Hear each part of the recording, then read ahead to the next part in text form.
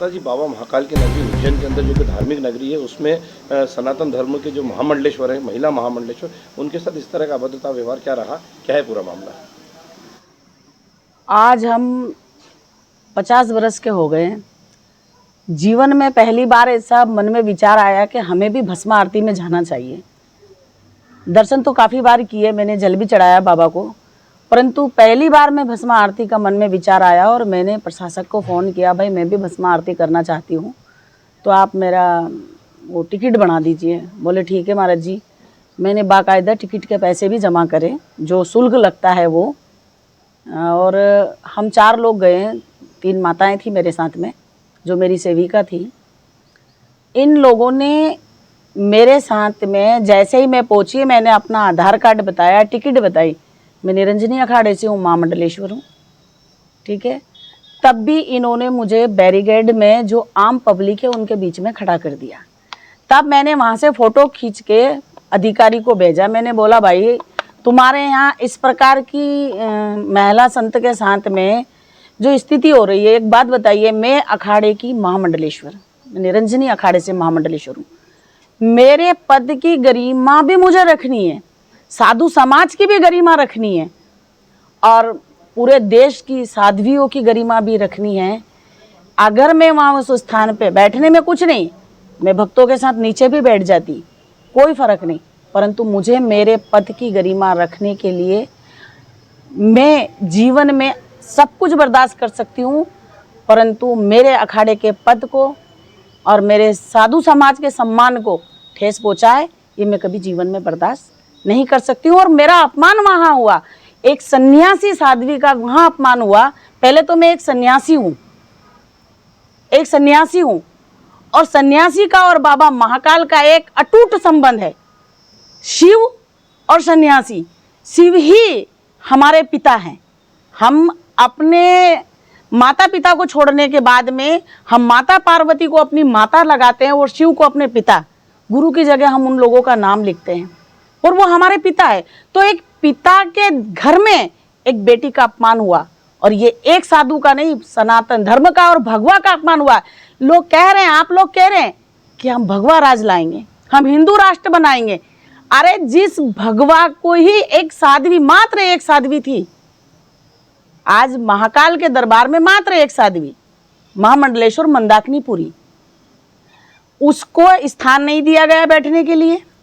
पहले बैरिकेड में खड़ा रखा, फिर बाद में बोले आपको जल चढ़ाना है, चांदी गेट से आपको जल चढ़वाएंगे। फिर एक काम वाली आती है भाई बहन, वो बोलती है आपको आगे बुलाया है, आप आगे चलिए नंदी हॉल में, बोले अभी आप जल मत चढ़ाओ। बाकी की जो प्रतिदिन गृहस्थी महिलाएं आती है, जो गृहस्थी बहनें आती है, वो सब जल चढ़ा रही है, फिर भी हम कुछ नहीं बोले। हमें कम से कम 20 मिनट तक, आधे घंटे तक नंदी हॉल के गेट के ताले, जहाँ ताला लगा वहाँ खड़े रखे। बाकी के जो गृहस्थी लोग थे वो बाकायदा नंदी हॉल में सब थे, और बाकी के जो लोग हैं जो जानते हैं हमें, उन्होंने भी ताला खोलने की कोशिश नहीं की।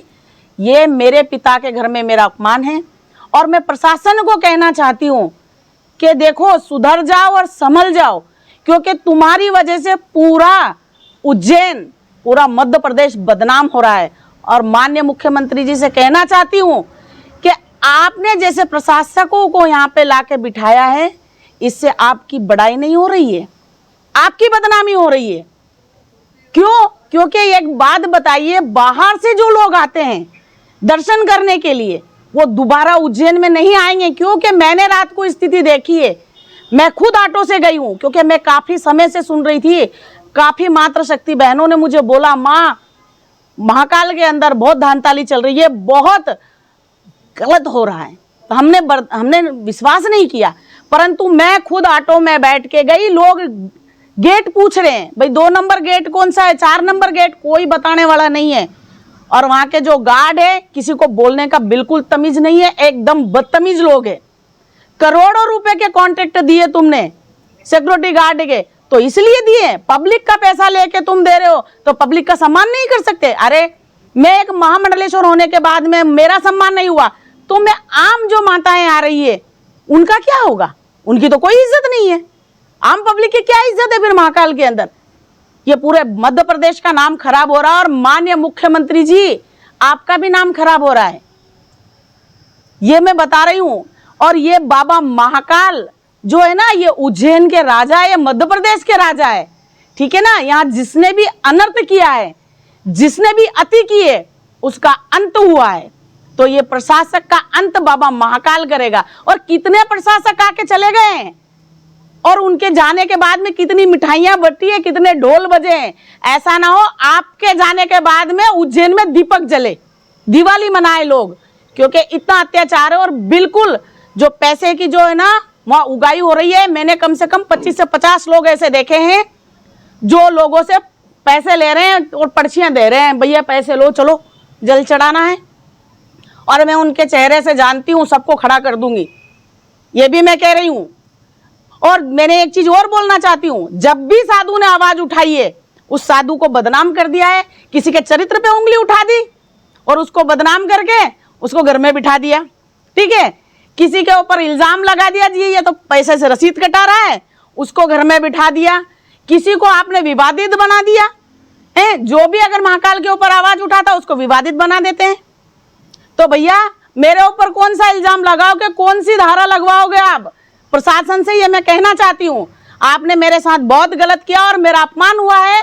मेरे बाप के घर में एक सन्यासी साध्वी का अपमान हुआ है, उसके पिता के घर के अंदर, और मुझे अपना सम्मान चाहिए। और मैं बता रही हूँ, मैं आज सौगंध खा के आई हूँ बाबा महाकाल के दरबार में कि जब तक ये प्रशासक नहीं सुधरेंगे और जब तक इनके ये यहाँ से निकलेंगे नहीं, मैं बाबा महाकाल के दरबार में कभी जाऊंगी नहीं, कभी भी। ये मेरा संकल्प है, कभी मैं नहीं जाऊंगी। बाबा महाकाल को आना होगा। बाबा तो भक्त के पास आता है। वहां भी क्या किया है मैंने, वहां भी हम बैठे तो पीछे बैठे, इतना पीछे बिठाया क्यों?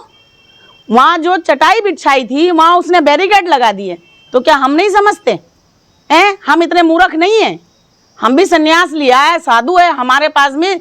अरे तू 1000 जनता आती होगी तेरे पास में, तो हमारे पास में 4 लोग तो आते होंगे, कुछ तो बुद्धि होगी हम में भी।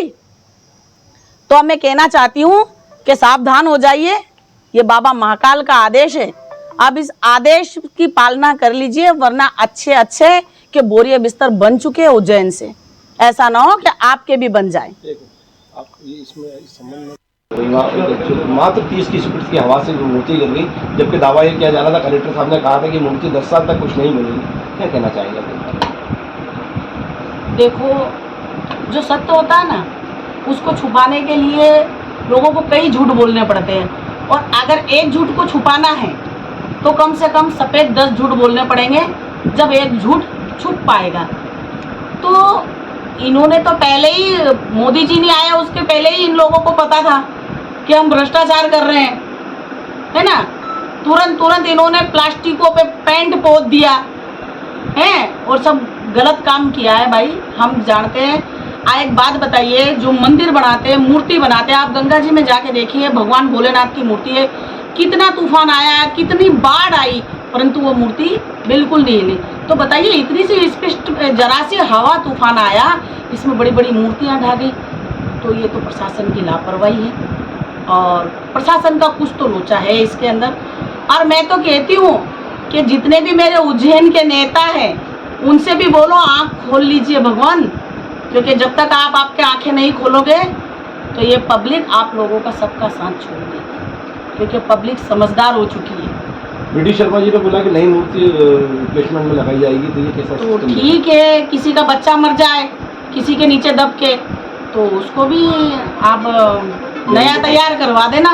वो कैसे होगा वो मुझे पता नहीं, मैं तो नहीं जानती। उनको भी जिन्होंने बोला उनसे भी मैं कभी नहीं मिली, परंतु करवा सकते हैं भाई। देश के बड़े अधिकारी, बड़े नेता, बड़े प्रशासक लोग सब कुछ कर सकते हैं, क्योंकि सारी सत्ता तो उन लोगों के हाथ में है। परंतु मैं एक बात कहना चाहती हूँ कि हमें भी योगी जी जैसा उज्जैन के अंदर नेता चाहिए,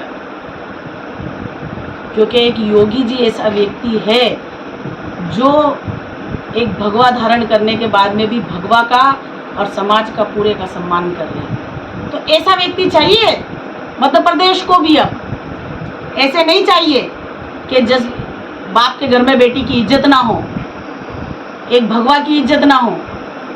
मैं सबसे प्रार्थना करना चाहती हूँ और कहना चाहती हूँ कि मातृशक्ति के साथ में हमेशा गलत होता आ रहा है और कहीं न कहीं इन लोगों को किस बात की पीड़ा है मुझसे मुझे नहीं पता, परंतु मैं ये ज़रूर बोलूँगी आज कि मैंने जो आवाज़ उठाई है, मेरी आवाज़ को दबाने के लिए, इसे बंद करने के लिए हो सकता है कि बाकी के संतों के ऊपर। इस विषय में मैं कलेक्टर साहब से और एसपी साहब से भी बात करना चाहूँगी और उनसे मुलाकात करूँगी कि महिलाओं के साथ में जो हो रहा है, भगवा के साथ में हो रहा है। हम सब कह रहे हैं कि हम हिंदू राष्ट्र बनाएंगे, तो हिंदू राष्ट्र कहाँ होगा भाई? जब भगवा की ही इज्जत नहीं है तो हिंदू राष्ट्र क्या बना पाओगे तुम? ये बताओ ना, पहले तो इज्जत करना सीखिए। एक मातृशक्ति की इज्जत नहीं कर रहे हो तुम। एक मातृशक्ति 2 बजे रात से 4 बजे तक तुमने कभी इधर खड़ा करा, कभी इधर खड़ा करा, कभी इधर खड़ा करा। भाई क्या है ये? अरे भाई एक जगह बता दीजिए महाराज जी आप यहाँ बैठ जाइए, इतनी बजे भस्म आरती चालू होगी। तो इतने मूर्ख तो हम भी नहीं है, ठीक है। और मैं अखाड़ा परिषद से, अखिल भारतीय अखाड़ा परिषद के अध्यक्ष से, अखिल भारतीय अखाड़ा परिषद के सचिव, महामंत्री और हरिगिरी जी महाराज जी और पूरे पंच परमेश्वर से हाथ जोड़कर विनती करती हूँ और निवेदन करती हूँ कि आप कुछ करिए, क्योंकि यहाँ भगवा बेइज्जत हो रहा है और पैसे वाले बाकायदा मंदिर में जा रहे हैं क्योंकि उनके पास में पोस्ट है, उनके पास साथ में पुलिस प्रशासन चलता है। तो भाई ये तो गलत है। या तो एक चीज लागू कर दो, जो भी भगवाधारी आए, वो कोई भी संत हुआ, चाहे छोटा संत हुआ चाहे बड़ा संत हुआ, उसको महाकाल नंदी हॉल में स्थान दिया जाएगा इज्जत के साथ। ये हमारा है भाई कहना। और आगे बाबा महाकाल आपको सद्बुद्धि दे, आप जो आपको अच्छा लगे आप करिए और हमें जो अच्छा लगेगा उसका डिसीजन फिर हम लोग लेंगे। जय श्री मां। बड़वा थाना के ग्राम मुराला में बीती